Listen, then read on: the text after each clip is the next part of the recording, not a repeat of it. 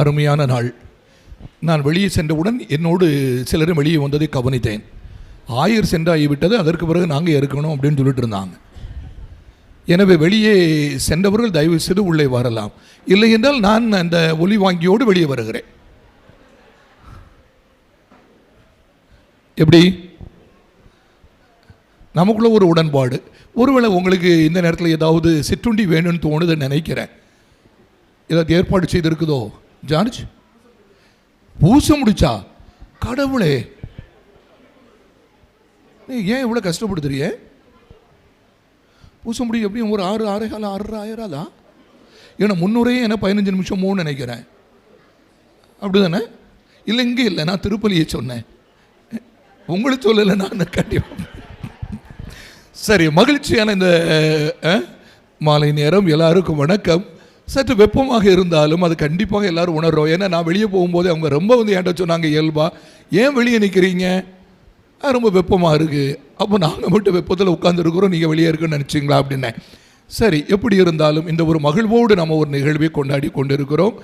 எனவே இன்றைய நாளில் இங்கு வருகை தந்திருக்கிற எல்லாருக்கும் மன மகிழ்ச்சியோடு நான் மறை மாவட்டத்தின் சார்பாக நன்றியும் வாழ்த்துக்களையும் தெரிவித்துக் கொள்கிறேன். முதன்மையாக நம்முடைய அருட்பணியாளர் மரியம் மைக்கேல் அவர்கள் நம்முடைய தமிழ்நாடு பொதுநிலையினர் பணிக்குழு அதனுடைய மாநில செயலராக இருக்கிறார். ஆயர் பேரவையின் செயலர்.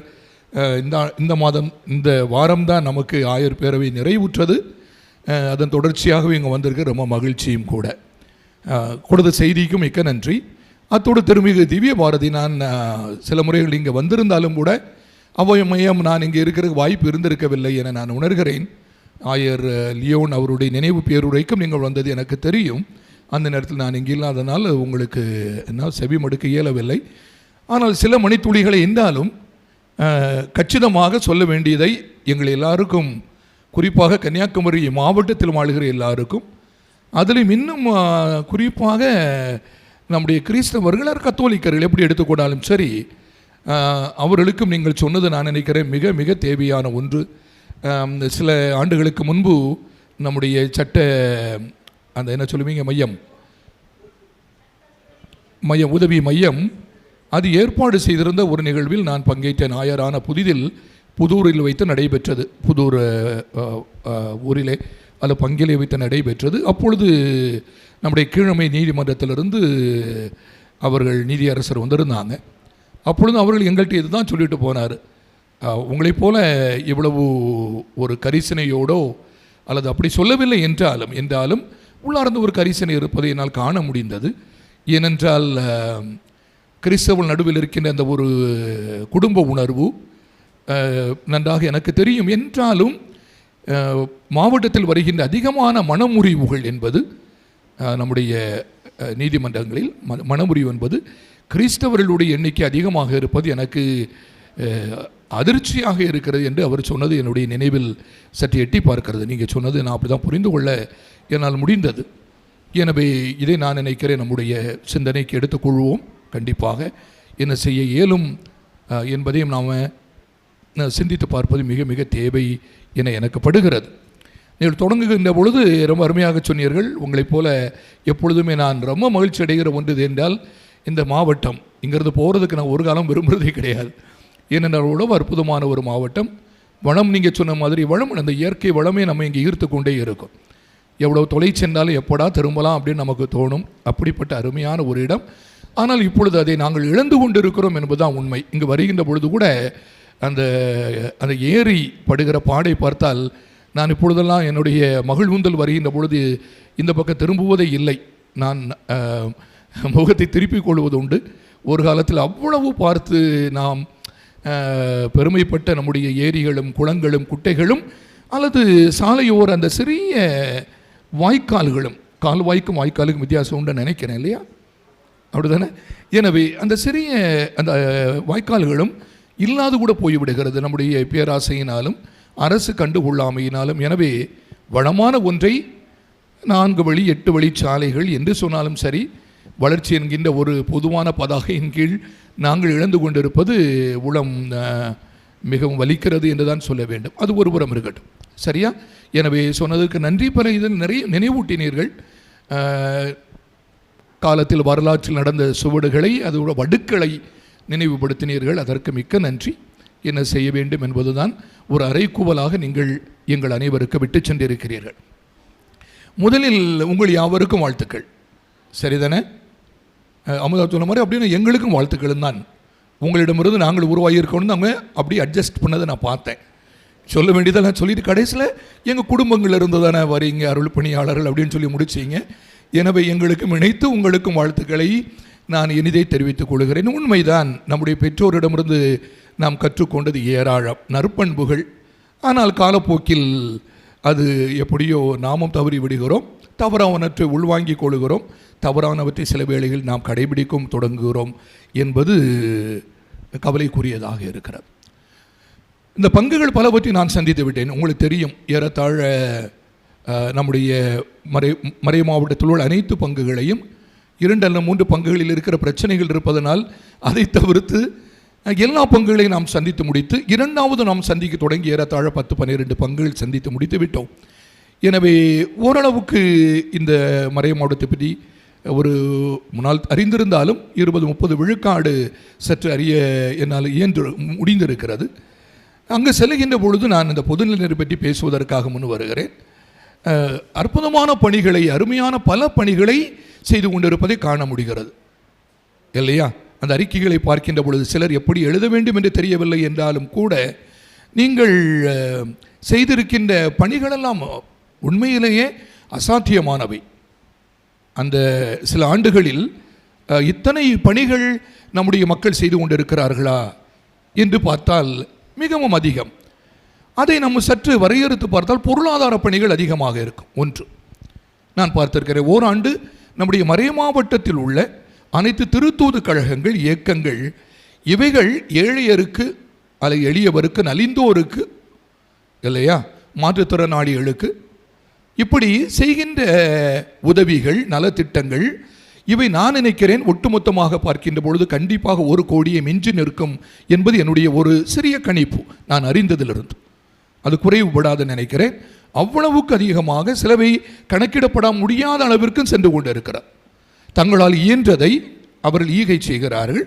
சிலவற்றை என்ன செய்கிறார்கள் என்றால் பிறரிடமிருந்து பெற்று மனமகிழ்வோடு அவர் செய்கிறார்கள் என்கிற விதத்தில் பார்க்கின்ற பொழுது முதன்மையாக பாராட்ட தோன்றுகிறது. ஏனென்றால் என்னுடைய அயலான் யார் என்ற கேள்விக்கு விடை தேவையில் இருப்போருக்கு உதவுவது எல்லாமே நாம் அயலாராக மாறுகிறோம் என்பதுதான் இன்றைய நற்செய்தி வாசகம் நமக்கு சொன்ன உண்மை. எனவே பல அயலார்கள் நம் நடுவிலே இந்த ஒரு உதவியை செய்து கொண்டிருப்பதற்காக முதலில் பாராட்டுக்களை நான் தெரிவித்துக் கொள்கிறேன். அது இரண்டாவது வருவது ஒருவேளை ஆன்மீக பணி. அதில் நம்முடைய திருமதி அமுதா சொல்லுவது இடம் பெறலாம். நான் அதை முதலில் கொண்டு வருவேன். ஆனால் என்னுடைய பார்வையில் இது உறக்க சொல்ல வேண்டும் எனப்பட்டதனால் பொருளாதாரத்தை முன்வைத்தேன்.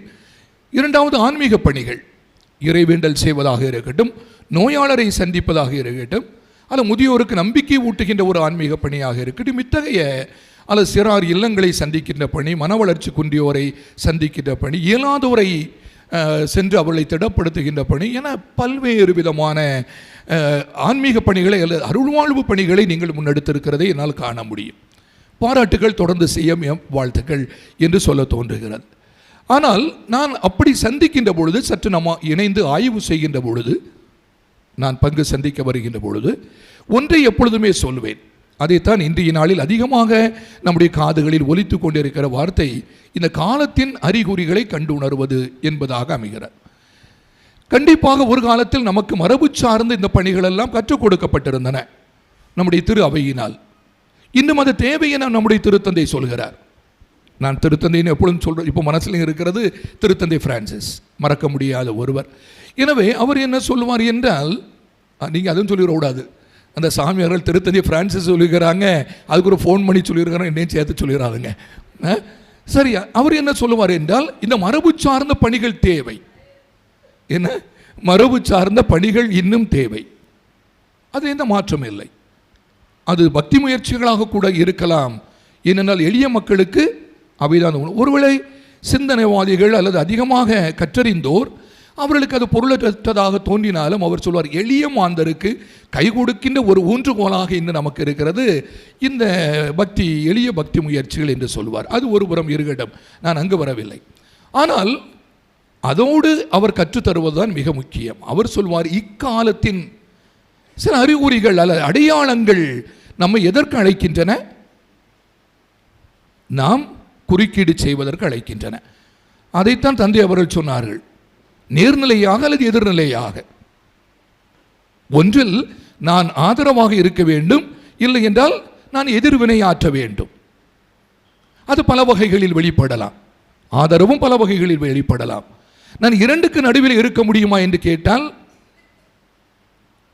பல நேரத்தில் நான் அப்படி இருக்கிறேன், நீங்கள் அப்படி இருப்பீங்க இல்லையா? அப்படி இருந்தால் என் வாயிலிருந்து உமிழ்ந்து விடுவேன் என்று எங்கேயோ வாசித்த ஞாபகம் நினைவு இருக்கிறது. எங்க? லிட்டில் ஃப்ளவர் சொல்லுங்க பார்ப்போம்.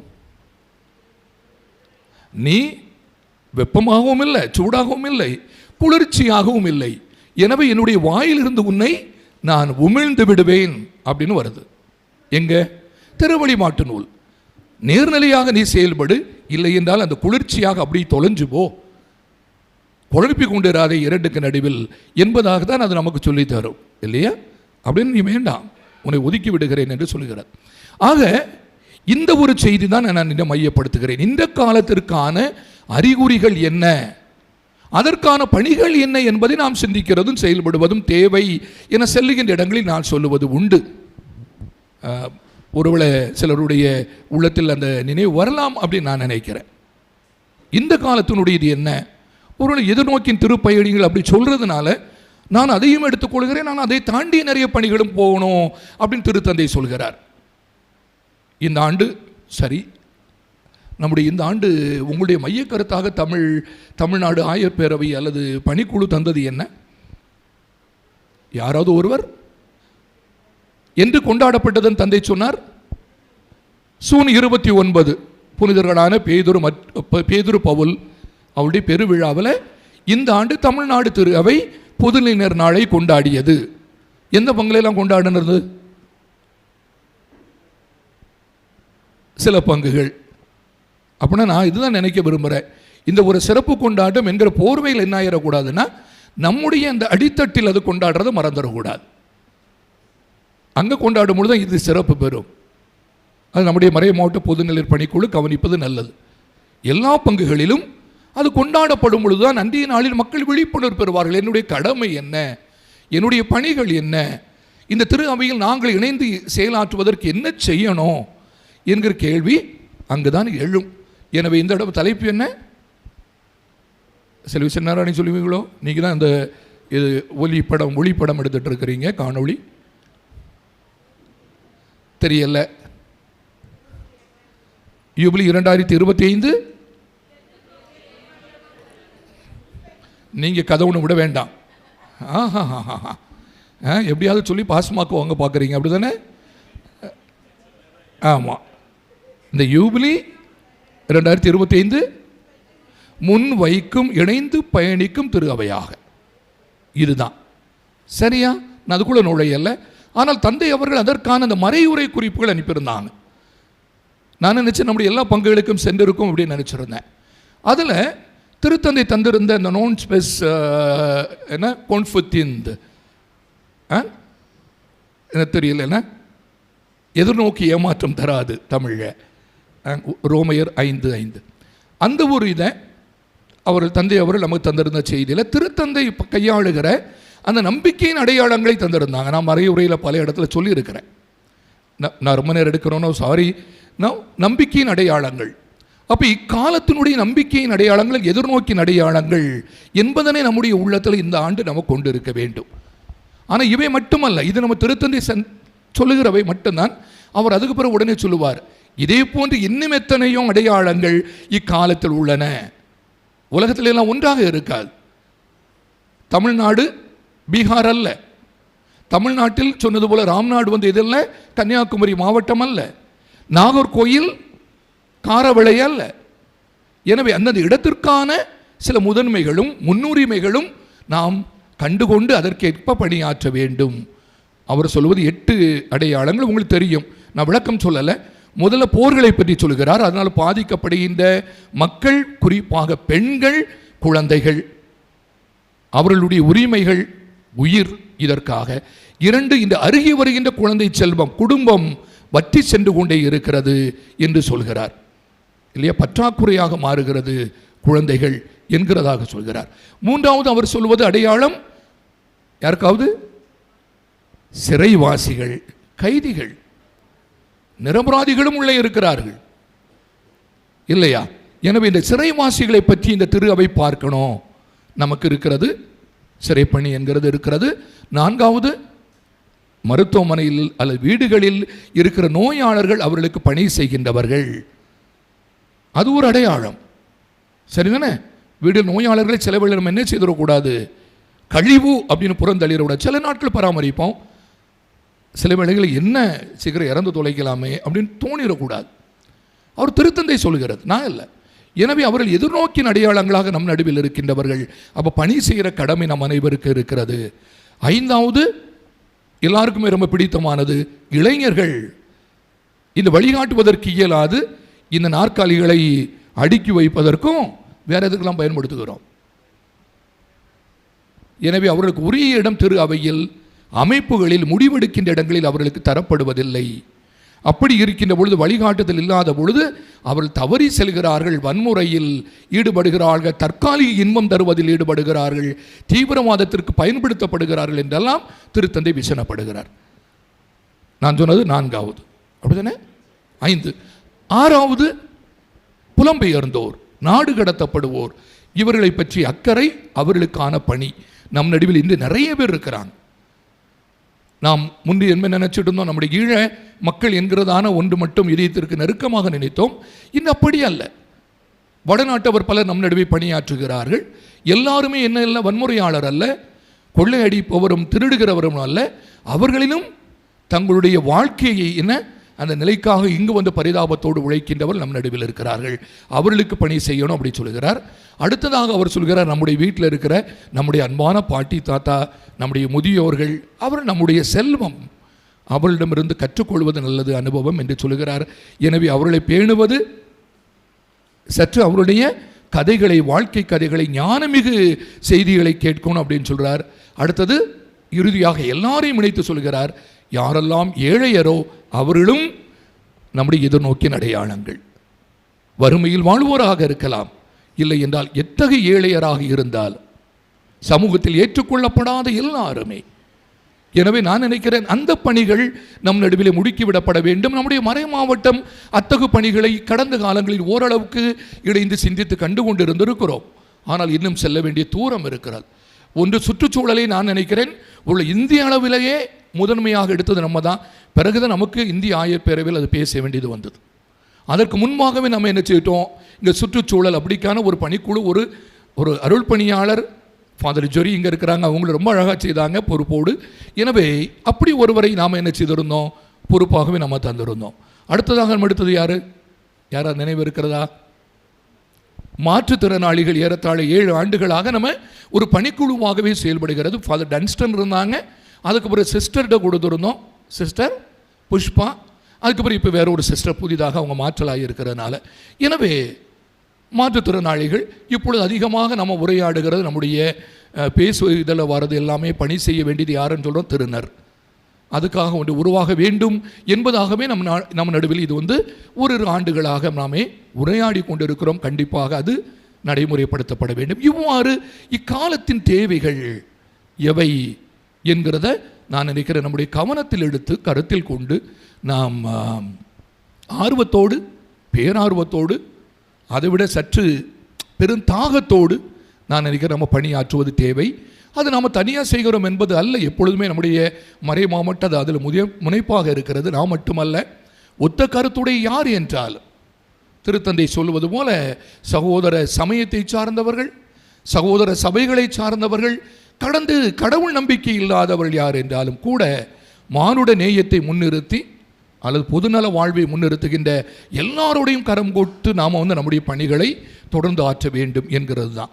நான் இது என்னுடைய விருப்பமாக மட்டுமல்ல, நம்முடைய இந்த ஒரு பயணத்தினுடைய தொடர் இலக்காகவே கொண்டிருக்க வேண்டும் என அன்போடு ஆசைக்கின்றேன்.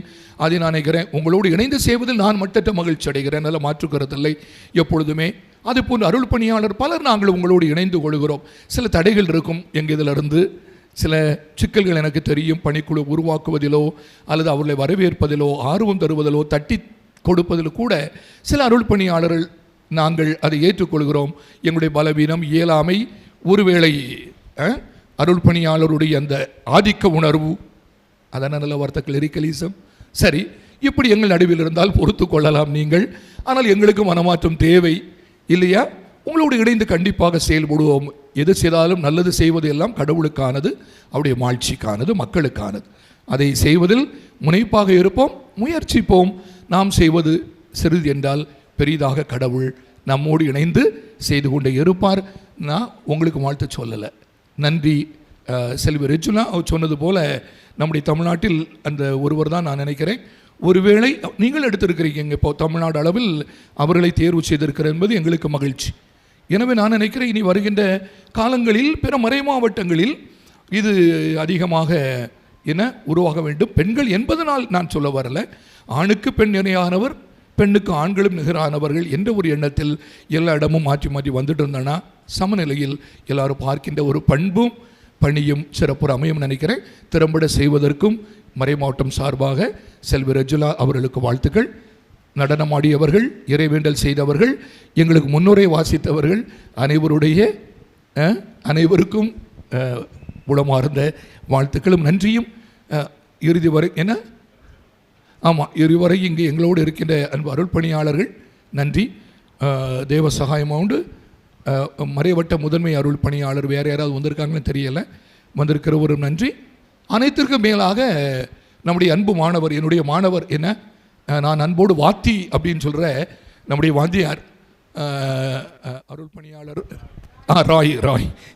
ஏனென்றால் குறுமடத்தில் நான் அவருக்கு பயிற்றுவித்தேன். அப்பொழுதெல்லாம் அவர் வாத்தி அப்படின்னு சொல்லி கூட்டு பழகிடுச்சு. அவர் வாத்தியாராக இருந்து இங்கே வந்தவர், ஆசிரியராக இருந்து வந்ததுனால அப்படி பழகிடுச்சு. இப்போ வாத்தியன்னு தான் கூட்டு பழக்கம். எனவே அன்பு தம்பி வாத்தி அவர்களுக்கும் நெஞ்சார, அவரோடு இருக்கின்ற ஜெரி அவர்களுக்கு நெஞ்சார நன்றியை தெரிவித்துக் கொள்கிறேன். யாரையும் விட்டு இருந்தாலும் மன்னிக்கவும். எல்லாருக்கும் மறை மாவட்டம் சார்பான இனிய நன்றியும் கூட.